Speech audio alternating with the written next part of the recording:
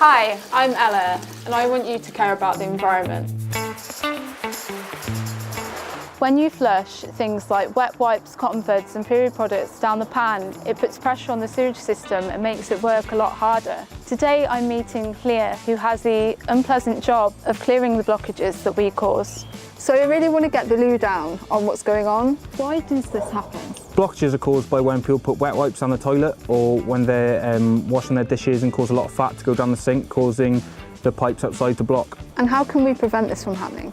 Simply by people being careful with what they're putting down their toilet, not putting things like wet wipes down, and just taking extra care and precaution.